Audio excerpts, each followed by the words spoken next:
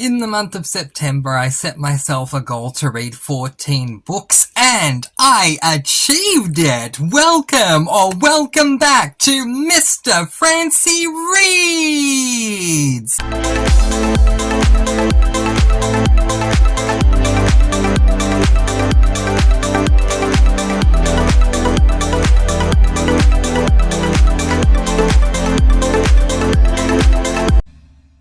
Hello and welcome back to this record-breaking monthly wrap for myself, PB, I should say, for the September monthly wrap. Yes, I read 14 books in the month of September, and I think I may have only ever done that once before, or if not, never before.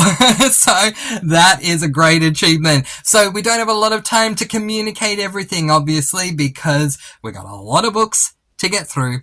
Let's jump right on in to my favorite portion, the stats in 3, 2, 1, go. For the month of September, I read a total of 14 books comprising of 5 cozy mysteries, 4 LGBTIQ+, 3 classics, 1 paranormal, and 1 fantasy. To my age groups, and I read 3 middle grades, 1 YA, and 10 adults, covering all age ranges there, fantastic. To my lengths, I read 1 tome, 1 3/4 tome, 4 half tomes, and 7 novellas. So that did help, for a total page count of 4,149 pages. To my star ratings, and I had 1 5-star read, yay! 3 4.5 stars, 7 4 stars, 2 3 stars, and 1 2-star. My goodness me, they're all over the shop, aren't they? So, let's jump right on in. The first book that I read for the month of September was this book, Starting From Scratch by J. Northcott. This is book number 5 in the Housemates series. It is an adult LGBTIQ+ male romance contemporary with a ton of spice. And I gave this book 4 stars. So, I'm not going to have time to go through the premises of all these books if I'm going to do this in less than half an hour with 14 books. So I just advise if you'd like the premise of any of these, please check out Goodreads, and I will tell you if I personally highly recommend them, if I do. Okay, so, to my thoughts on this one, it's not my favorite in the series. I've enjoyed the series up to this point, and yeah, didn't like this one as much. I understand why the book is important to a series like this, don't get me wrong, but for me, it didn't work as well as the others. In saying that, it wasn't a bad read per se, just very different to the others so far. I am very much looking forward to reading the final book in the series, because overall, I've really enjoyed the series, and once again, I gave this book 4 stars. The next book that I read was this chunker of a doorstopper called Sorrow and Starlight by Caroline Peckham and Susan Valenti. This is book number 8 in the Zodiac Academy. There is a novella that comes up after this, then book 9, then I'm done. And unfortunately, that's a good thing for me after reading this one, because it's probably arguably my least favorite in the series. Just quickly, I'm not going to give you the premise of the book, but the premise of the series, I liken it to an adult version of Harry Potter. Not that we're using wands for magic, but we have these characters we follow that have no clue that they have magical abilities within them, and then they go to a school to learn, and they're still at the school right near the end of the series. Yay, that's exactly what I want. So to my thoughts on this one, as someone who has loved the series up to this point, I'm sad to say I'm now starting to get over it. I don't know if it's the we succeeded, oh no we didn't, oh yes we did, oh no we didn't theme. The fact that all of the main characters are so... The fact that I'm trying to go through this way too quickly. The fact that all of the main books are so incredibly long, or mainly just Geraldine as a character. But I have to say, I'm thrilled that there are 2 books left for me to read till I'm done. All that being said, I appreciated the Darius scene at the end. I don't want to spoil, but yeah, that was fantastic.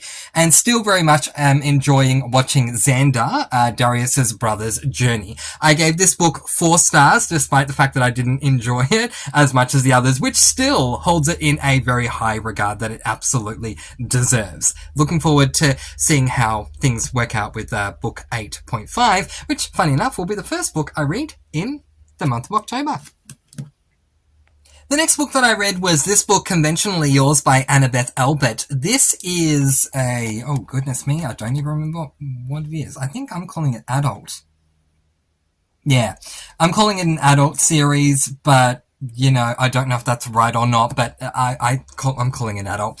It's an adult LGBTIQ plus male contemporary series. I don't think there's spice in this one, so that's good. But yeah, correct me if I'm wrong in the comments below, but I don't believe there is spice. I think there's innuendo, sure, but I don't think there's actual graphic scenes. And it is what I'm trying to say. But anyway, this was a reread for me. I read this, I'm trying to find out how long ago I read this book. And it's not even telling me. But anyway, I read this a couple of years ago and then found out that Annabeth Albert had released a second book in what she is calling a series. Explain more in just a moment. So I decided to reread this book to get back up to date before reading that second book. To my thoughts on this reread, it was a great book even on reread. Still, I think Annabeth Albert did an amazing job with Aiden's anxiety. So very, very quickly, we follow two... Why did I say Aiden? His name's Alden. We follow two characters in this book. It's a singular perspective, I believe, not dual. Let's have a look. No, it's dual perspective. I'm sorry. To me, that's a minor detail, but in case you want to know, it is dual perspective. We follow Conrad and Alden. Alden has anxiety, and the first time I read this book, I absolutely gushed over Annabeth Albert's either amazing research on anxiety because she portrayed it very well, or its own voices. I just don't know. But either way, I really love that.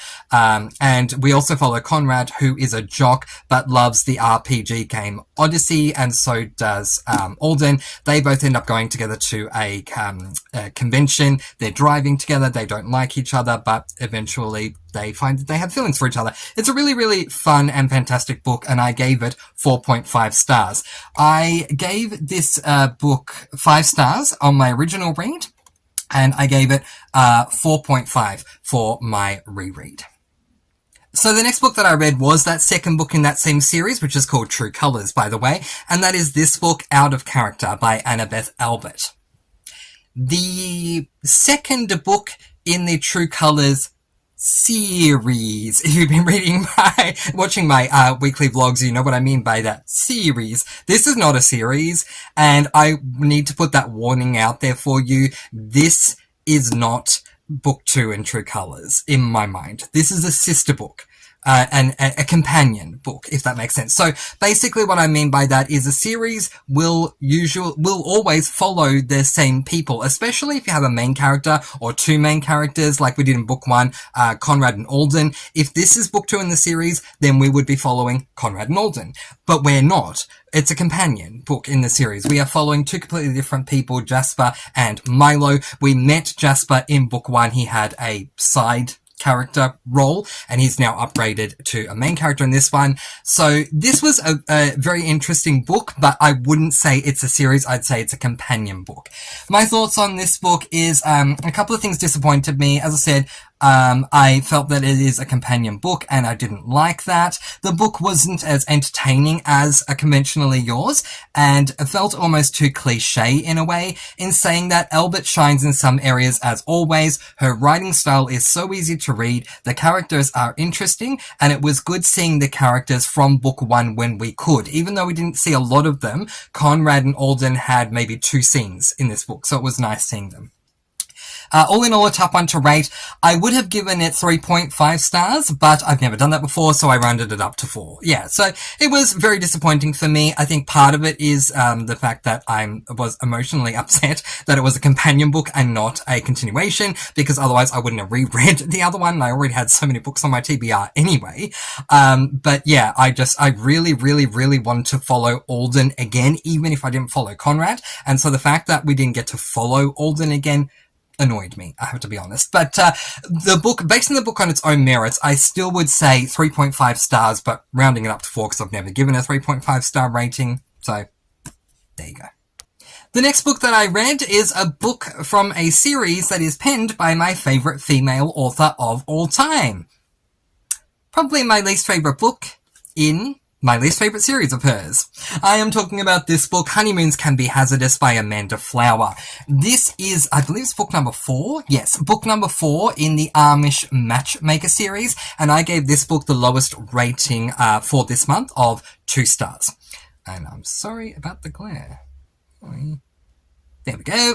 So to my thoughts, very quick backstory with this one. We follow Millie, and also featured, although we don't follow her perspective, is Lois, her best friend. Millie is an Amisher, Lois is her best friend, and they are amateur sleuths that try to solve cases. Despite the fact that the series is called Amish Matchmaker, there is next to no matchmaking that goes on at all, so I do need to let you know that. I feel like I can be especially critical given that Amanda Flower is my favourite female author, so just wanted to be honest with you there.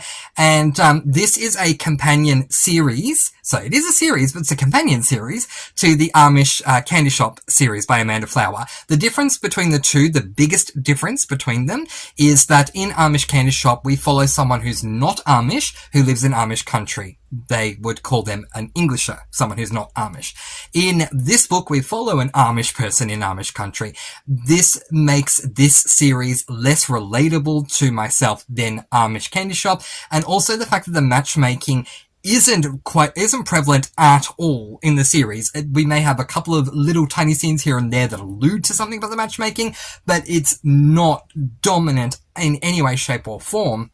Is very much a letdown for me. So to my thoughts on this one, I keep trying to give this series a go and mostly have been disappointed. If Amanda Flower's name wasn't attached, I don't think I'd continue, to be completely honest. I'm just not a fan of Millie and mostly do not care about the mysteries in the series. I will read the next one, because it is the latest one, and I'm trying to fill that top shelf there on the white shelf with Nothing But Amanda Flower books, that one there. With Nothing But Amanda Flower books. So I am going to read the next one, which will get me up to date, the final one that gets me up to date, but I don't know if I'm going to continue on after that. It really will need to impress me for me to keep going. And I know that everyone says, oh, if you don't like book 1, Nicozy, at least read book 2. This is book 4. So I think after 5 books, it would be fair to say I'm done if I still don't enjoy it after book 5. I loved book 2, and I think that's what kept me going. Book 2 is my favourite book in the series. I gave it 4 stars, but this one, my least favourite in the whole series, unfortunately.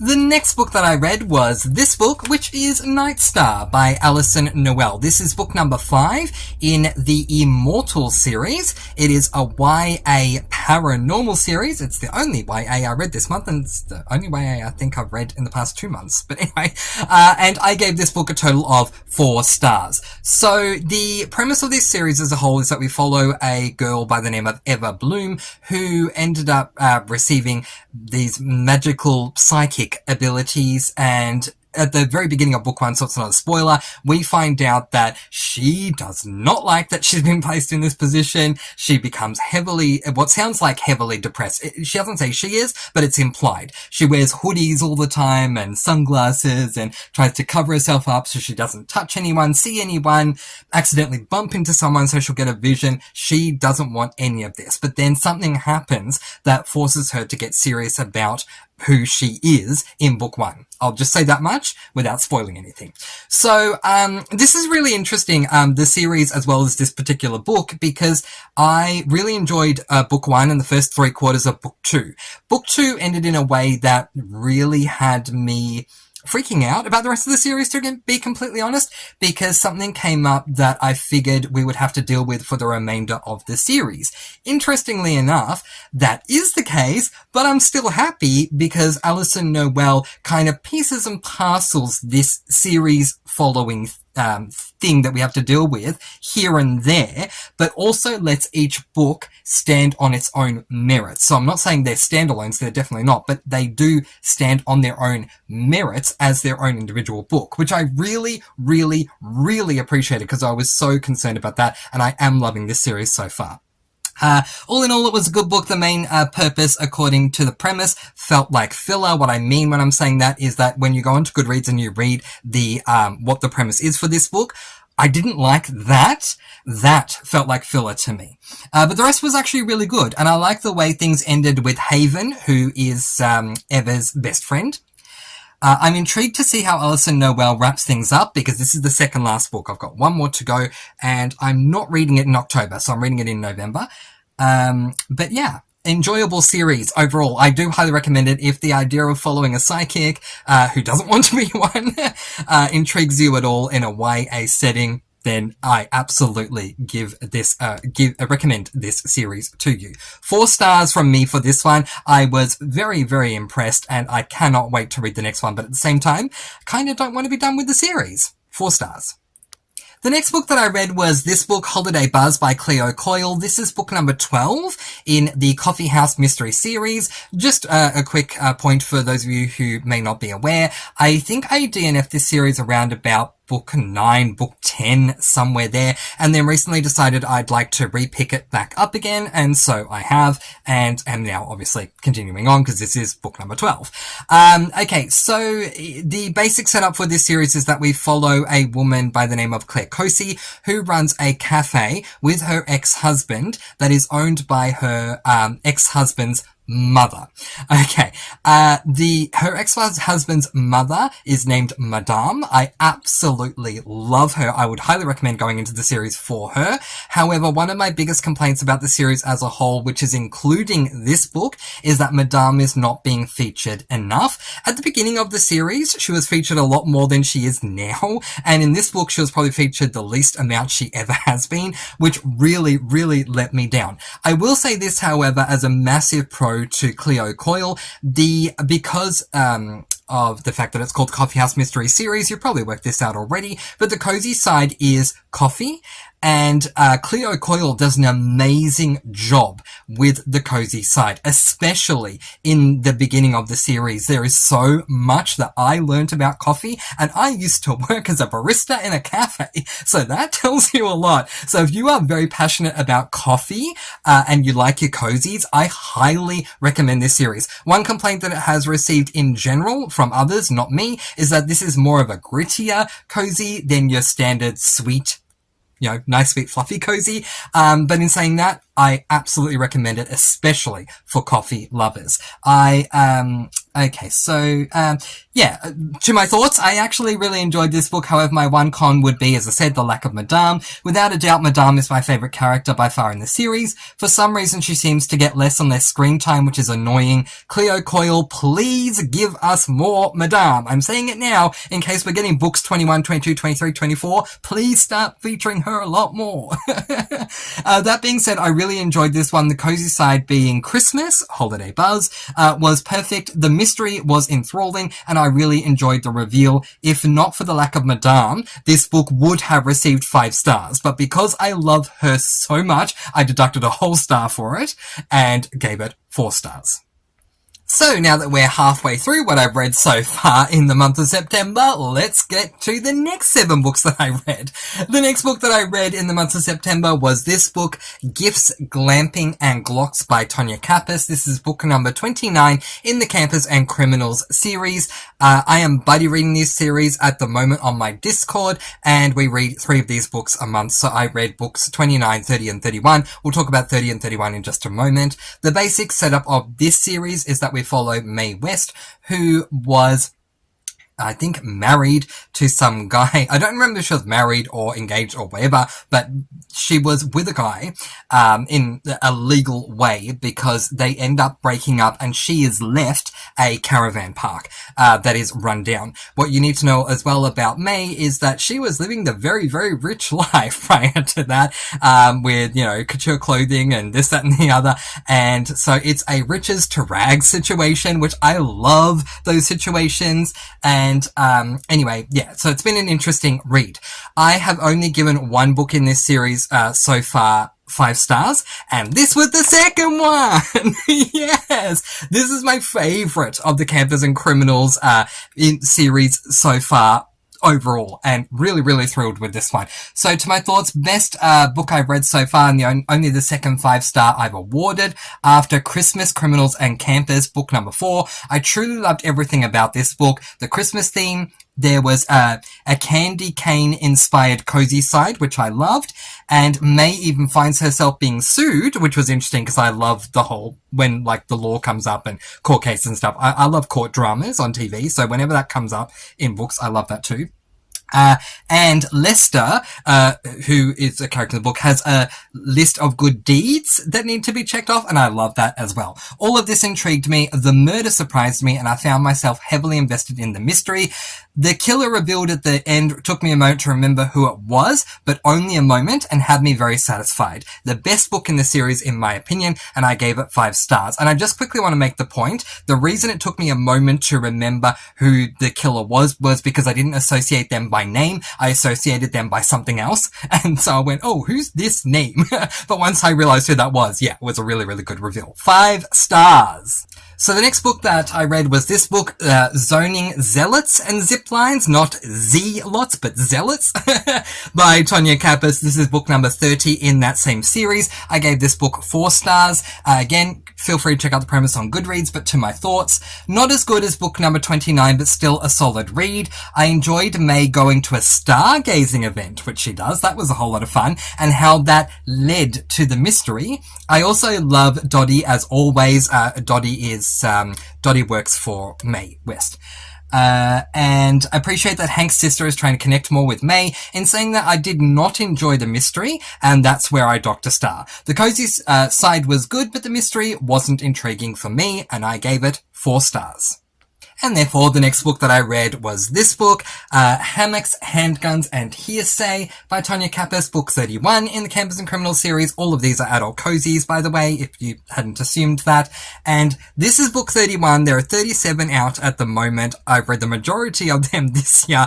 And in fact, that third shelf, that white one there, up to the red, that is all Campers and Criminals. But anyway, I gave this one 3 stars. Jumping to my thoughts, I just didn't enjoy this one anywhere near as much as books 30 and especially book 30 and especially 29. I was hoping being a 10 book, no, this is not a 10 book, that it would be amazing, but no such luck. This is book 31. I don't know why I said that I was hoping being a 10 book, but anyway, we'll skip that. I was hoping the book would be amazing, but no such luck is my point. I still love Dottie and May and Bets, but the mystery just did not intrigue me. One thing that took this book from 2 to 3 stars was the choice to make Dottie a possible suspect. Because of how much I love Dottie, the fact that she was a suspect had me really intrigued, so I appreciated that. But had that not occurred, I would have given it 2 stars. So an average read for me, and I gave it 3 stars.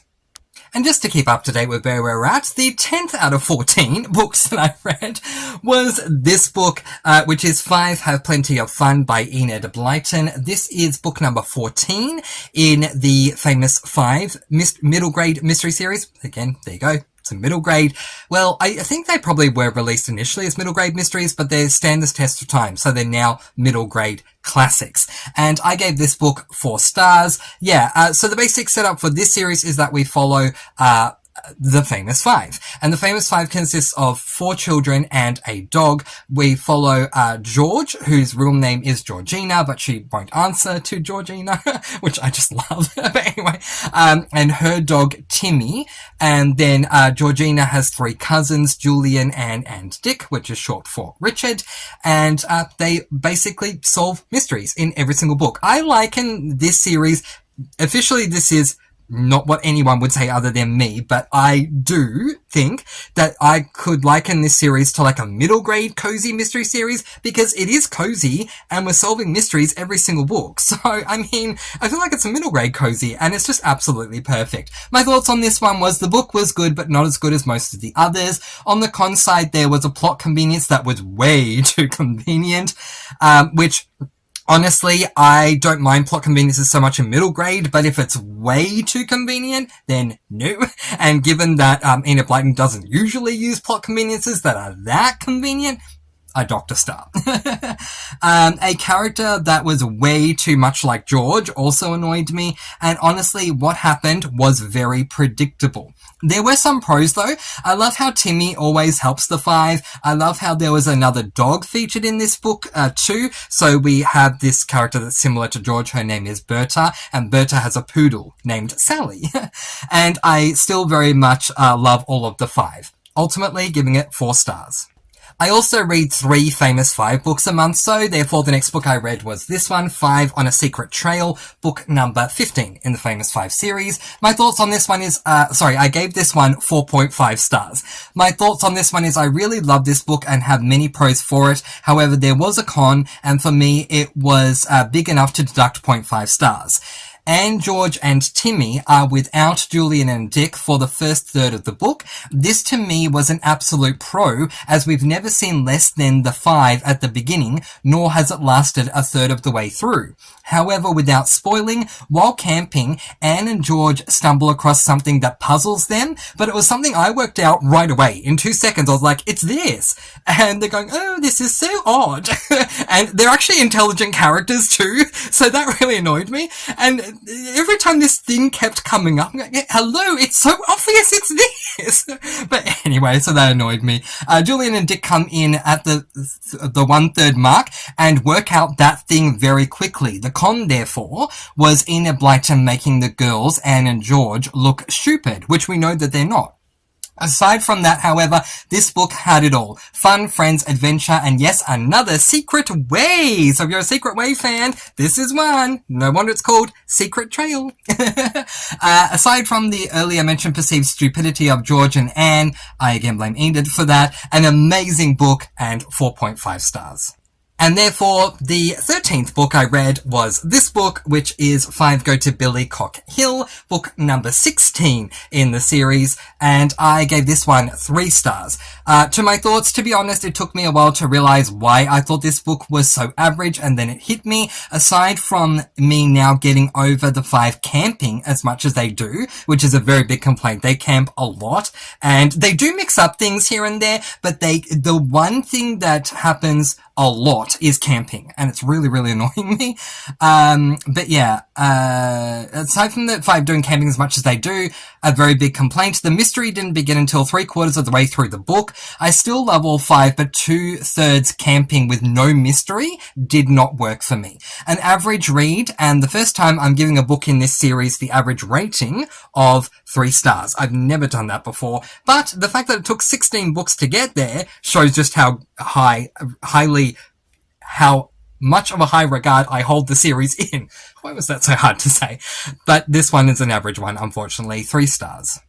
And finally, the 14th book that I read, my PB, for this month was this book, which is Pretty in Pink by Jane Northcote. This is book number 6 in the series of the first book I showed you in this wrap, the Housemates series, and is the final book in that series, so I can now cross this off my SAS list, making my 11th series that I have completed this year. Yay! So, let's go to my thoughts on this one. So to the con first, there were way too many spicy scenes. When I say there are too many spicy scenes, you know that there's too many spicy scenes. I have to say I'm a plot-driven reader. I need to be inspired by the plot to really enjoy the book. And it's tough to enjoy the plot of a book if it's broken up way too many times by spicy scenes. And that's what happened with this one, in my opinion. Way too many spicy scenes to the point it annoyed me enough to deduct 0.5 stars. I almost deducted a whole star, but then decided no, it wasn't that worth a whole star. It's worth a 0.5 star deduction for me. That said, the plot outside of the spice was fantastic and went in directions I didn't expect at all. Fantastic book outside of the too many spicy scenes, and for the series overall, it was an amazing series, and Jane Northcote has become a new favourite author for me. Definitely will read more of his works in 2025, and I gave this book 4.5 stars.